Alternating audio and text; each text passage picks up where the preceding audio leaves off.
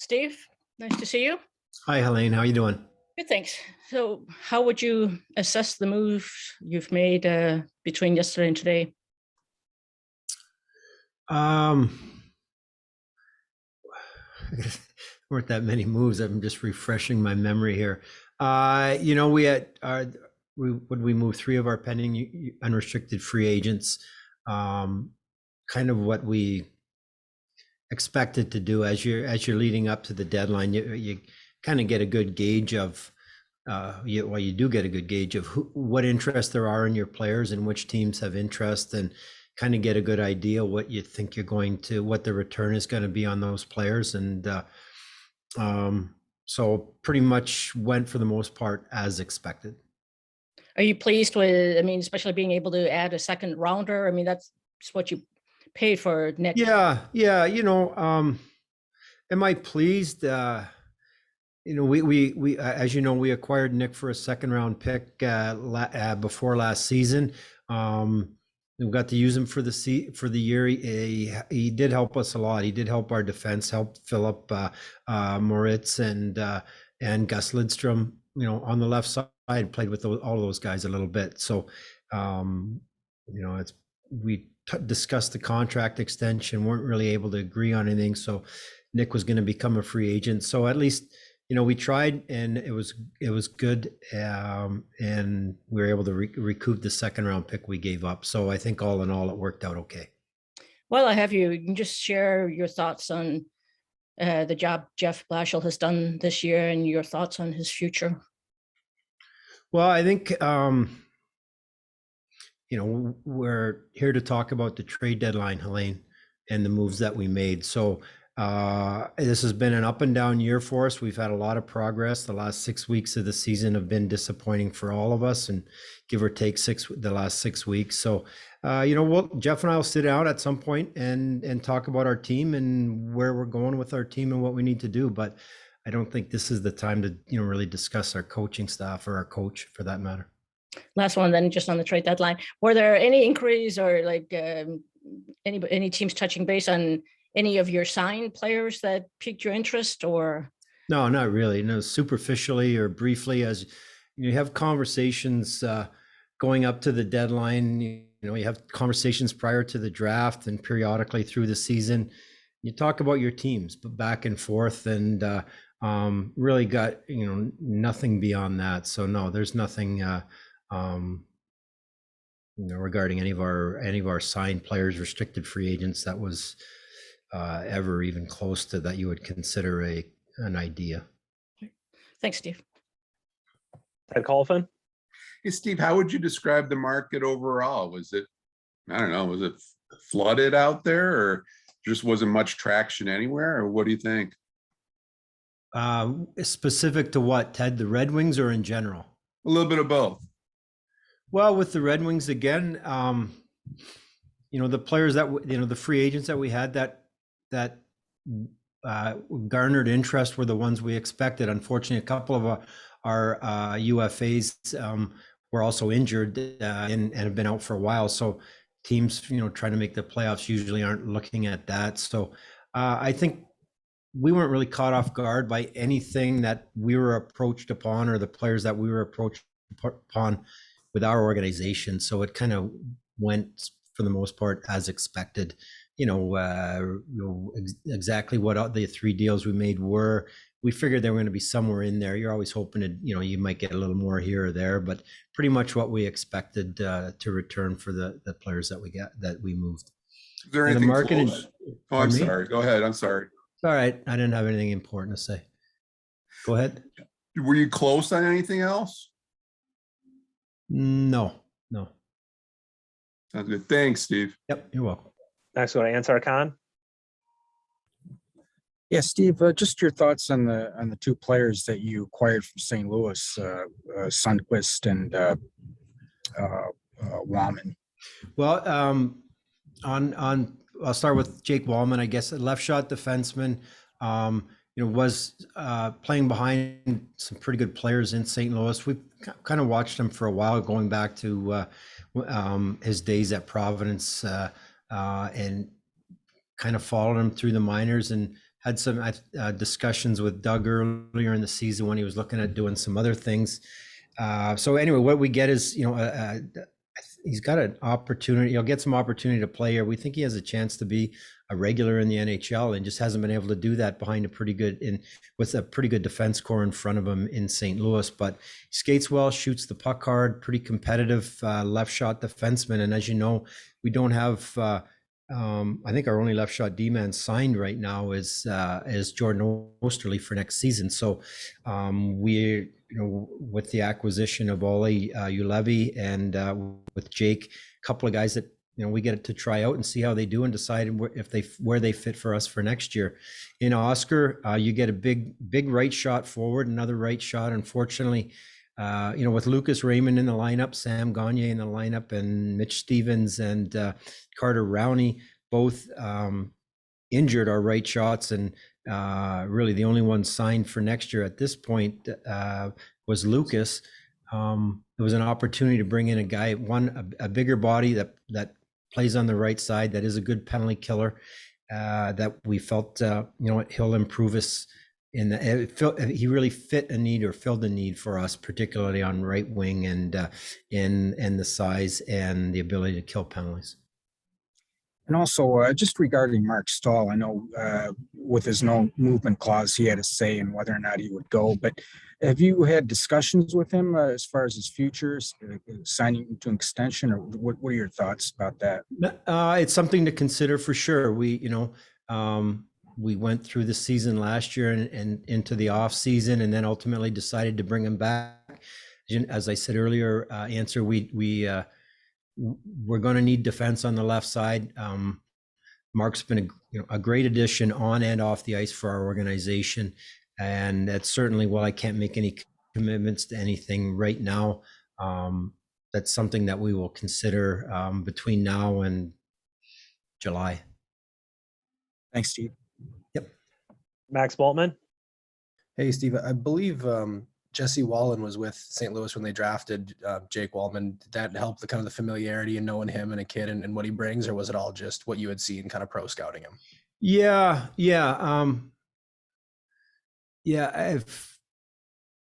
Even going back to my time in Tampa, we kind of had my eye on him at one point, and did our work watching him as a player in college, really, and then just have followed his game through the minors, even when watching him play when they'd roll into Grand Rapids and play. But I have a pretty good handle on what he is as a hockey player and the person as well. We think we have a pretty good idea. I didn't necessarily have to pick up the phone and call Jesse at this stage, but I'm sure, and I don't recall off the top of my head, but would have conversations with him in the past about it. But I have a pretty good idea of what we're acquiring. Kind of looking ahead a little bit, Dylan and Tyler, obviously both 1 year left after this. Is it a priority for you to get kind of something done on an extension with them this summer, or would you be comfortable going into next year if they are pending UFAs next season? Well, my hope would be to, sometime between now and next 18 months from now or whatever, is to sign them to extensions. I can't give we can't do anything before July 1 of this year, but yeah, my plan would be to sign them to extensions. They're good players. They're good people. They like playing here, and they've played very well for us. So I'll certainly hope to do that, and that's what we'll try to do. And then just in the shorter term, do you see any possibility to add to the roster in terms of your prospects you already have this year? Like, is Jonathan Berger in consideration for a call up late in the year, or any of the guys who may or may not come over from Europe? Yeah, we got a bit of an issue with the guys over in Europe. Two things actually. Until they get the IHF agreement signed, any of the unsigned kids that we would hope to sign and bring over, we can't do that until that agreement's in place, and we can't get the contract. Well, then we can't get the contracts registered, and then we can't get their visas to get over here. So that's a bit of a challenge. As far as we would look into, as their seasons wind down, the kids that are under contract that have visas, try to get them over if we could. As far as recalls from Grand Rapids, I would say Jonathan Berggren has had a very good year. We're pleased with his play. He's gotten better from start to this point in the season. He's worked extremely hard. He's an important player for us there. It's something to consider. I can't really promise or guarantee, Max, that we'll see him here, but it's certainly something to consider. What I've liked about him being there, he's got some stability. He knows where he's playing tomorrow night. He knows who he's playing with. He knows his role, and he's not sitting there wondering, am I getting called up? Am I in the lineup? Am I out of the lineup? And he's playing well and an important player. So I'm happy with him there. And we're in a dogfight for the playoffs in GR, and that's important. I want to make the playoffs. So I kind of trade that off with maybe seeing him up here, but he's certainly improved his play throughout the course of the season. And it's definitely something that is on our minds is, do we want to see him up here? But I'm real happy with how he's played to this point in Grand Rapids. And then last thing was, did you make Joe Valeno eligible for the AHL playoffs today, or is he? Yeah, we did, Max. Yeah. All right, Yeah. great. Thank you. Yeah. He and Taro Hiroshi will both be eligible for the playoffs. Okay, great. All right, thanks, Steve. Yep. Brad Galley? Steve, thanks for doing this with us. We've grown to expect the unexpected with you in so many cases. I know you said today when is expected, but did you wake up today with the hope of maybe coming up with a creative deal with guys under contract? Did you think that there was a possibility for it? No, not really. We were focused on the trades that we made today, and I know I don't really say a lot, and I think a lot of times people it's very misconstrued that I'm up to something. I'm really not, and I know, as you know, I prefer to keep things quiet to myself. I'm not trying to do the unexpected. I'm not trying to outsmart people or trick people, anything like that.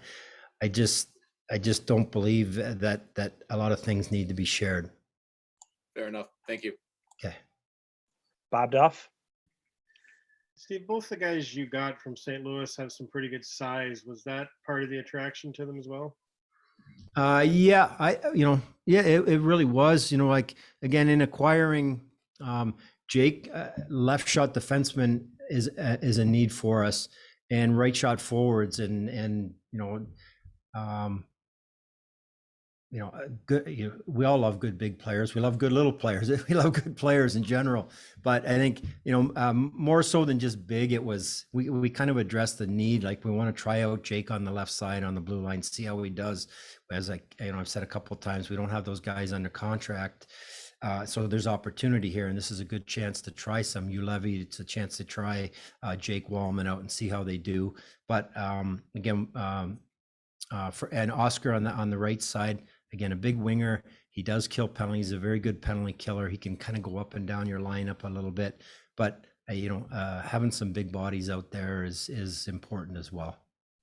And Sundqvist, obviously a Swede. If things go according to plan for you guys, you could have a lot of young Swedes coming in the next few years. Is that just a happy coincidence that he's an experienced Swede, or did that at all? Yeah, no, yeah. It's a coincidence that he happens to be Swedish. But for what it's worth, we've gotten rave reviews on his character and his popularity in the locker room in St. Louis. I'm very happy to hear that. Much like the addition of Mark Stahl to our locker room. Veterans that have been around, that are good guys, that can really create a good atmosphere, or help build a really good atmosphere in the locker room. But it's just really a coincidence that happened to be another Swedish player. Okay, thanks. Art Ragnar? Hi, Steve. Yeah. I'm thinking, kind of piggybacking what Max said about Berggren. Are there any other maybe players in Grand Rapids, perhaps like a Sabrango, maybe even a McIsaac, or anybody that you see could come up to Detroit before these 20 games are played? I think on the blue line, really, you mentioned the young kids that have played very well. We do have 8D here, including Danny DeKaiser, who's on IR, that I think is close to coming back off IR. We have 8 here. With Donovan, he's young. There's not really a need with having 8 here unless we run into injury problems to recall him. But we would really defer on the defensive side to the veterans like a Danny Renouf or Brian Lashoff. probably be the two guys we would lean to on the D if we were to call up any of our D men. The young kids, I think they'll stay down for this year anyways. Yeah, I know that the college season is ending, or the NCAA tournament's about to start. Are you looking at maybe some unrestricted free agents at the collegiate level? Or I know you're not going to tip your hat, but I mean, is that a possibility? Yeah, like the rest of the league, Art, we're following the free agents in college, and there's some of interest to us for sure. The problem is there's really 32 teams, competing for them, and if we get if you get one, you're pretty happy with it. But we're all following it, and we'll see what happens. All right, and finally, Steve, would you characterize this trade deadline as a lot of sellers and not enough buyers, meaning that there were buyers, but they seem to be a handful of teams that really think that they have a shot at it, whereas maybe sometimes last year it seemed to be a little more wide open? This, I guess, it was I don't know, from your all perspective, mine little strange, and some deals I didn't see coming. Some I thought were great deals, and it just, some of the heavyweights are really going all in this year, and there's a few of them that are they did whatever they had to do to improve their teams. I think it was more so just the situation we're in with our cap remaining flat for the last couple of years has kind of hamstrung a few teams maybe. And, I can't speak for the teams that are kind of on the fringe, maybe in a wild card spot or just outside deciding, hey, we're going to improve our team or not try to do anything based on what we see at the top of the league. I really don't know, but that's kind of what I look at again, we're still coming out of this period of the flat cap, which has hamstrung some teams, and again, the top teams are decided like we're going to go for it, and it's made it pretty interesting. It's going to be a pretty wild 4 rounds of the playoffs. Unfortunately, we're a long way away from it, but it's going to be an exciting playoffs, and particularly our division is going to be incredible.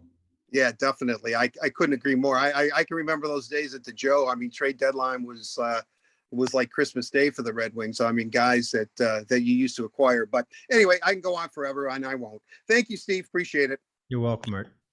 Kevin Allen. Hi, Steve. Thanks for doing this.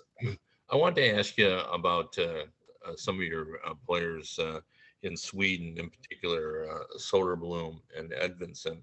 I mean, they've obviously had a terrific season. What is your take on those guys and how they've performed for you guys? Yeah, they both have had outstanding seasons. I personally have not been over there, but we've got Nick Kronwall, Nick Lidstrom, Håkan, Thomas Carlson. We've got several people in Sweden that have been there to watch them play. I've seen a lot of video. Simon has done extremely well. Similar. He's a different player than Moritz Seider, but he's had a real impact for, a 19-year-old in a very good league. He's had a tremendous impact in the Swedish league.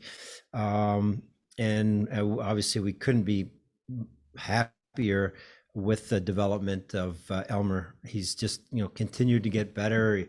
When we drafted him, we had him over here, and he was a tremendous athlete and with great potential. And he's just gone back to Sweden. He's worked really hard on his game, and he's getting more and more confident. And, I get all these videos and seeing him shooting the puck in the net, and just looks like he's really, really, maturing. Both of those kids are in real good programs and good organizations, and they're developing really well. So it's very encouraging. And got a couple more over there too that we're real happy with how they're coming. So, we'll see what happens. They're both just getting ready for the playoffs. The Swedish playoffs are about to start, and see how, you mentioned Elmer and Simon, they're on 2 of the better clubs in the league, and see how they do. But they're developing very well, and it's very encouraging, and look forward to getting them over here at some point, hopefully sooner than later.